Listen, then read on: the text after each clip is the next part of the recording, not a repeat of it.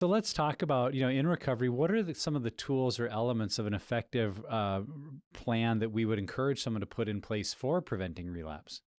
Yeah. So, as you think about preventing a relapse prevention plan or something along those lines, the first thing I thought of is that awareness that initially takes place when you come into a group, uh, breaking that denial that I am an addict. I remember that first group going, I do not want to say I'm an addict.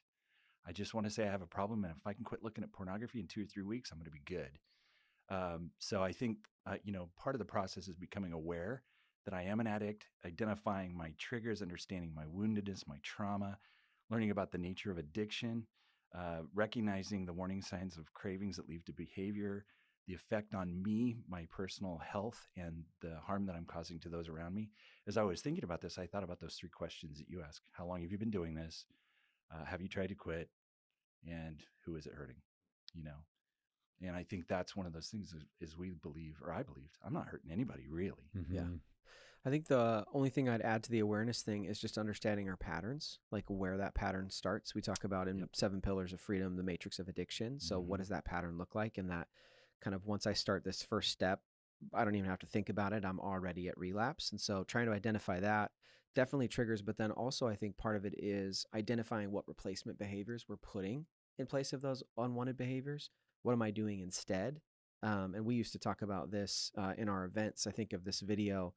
Maybe we can put it in the show notes of this guy trying to teach himself how to ride a bike the wrong way. When he turns to the left, the bike goes right and vice versa. And how it took him a really long time to relearn that. And that idea that it actually is in the video. He tries to ride a regular bicycle after learning this other way. And it takes him a while. He cannot do it. But then once he figures it out, it's like you watch his brain just click all the way back in. And so one of the things is that our brain is actually not able to forget habits. It's actually scientific. It's the way it works. You have to put something else in place in order to stop that habit. So I think that's another piece too. Yeah. So those replacement behaviors. Yeah. It's interesting, as we were talking about it yesterday, John and I, when you go through group, you do certain things over and over and over. I have to do my faster scale. I have to do my check-in. You do it 52 weeks almost, if it takes you that long. And you're like, why do I have to do this silly exercise every single week? Yeah. But then what happens after you leave group, you begin to immediately go, I think I'm speeding up. And it's because you've ingrained it into your process over 52 weeks. Yeah, what I was thinking about is one of the additional tools we have in some of our workbooks that we call the matrix of addiction. And it's where we have people really think through just what you were saying, Trevor. What is their pattern? And it's not only the actions, but what I think is so valuable, the excuses that accompany it, and beginning to recognize when I go into that old unhealthy behavior, it's not an isolated incident.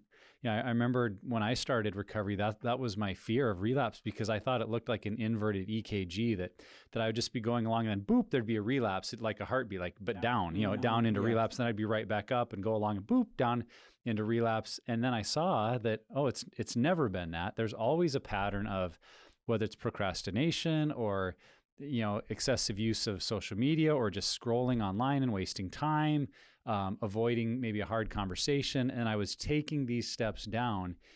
That was step 1 or the beginning of recognizing, but then it's associating the excuse. And so, let's say I'm wasting time online reading sports articles, which in and of itself, it's not bad to read about sports. There was nothing particularly triggering or provocative about those articles. But for me, if I was wasting time, the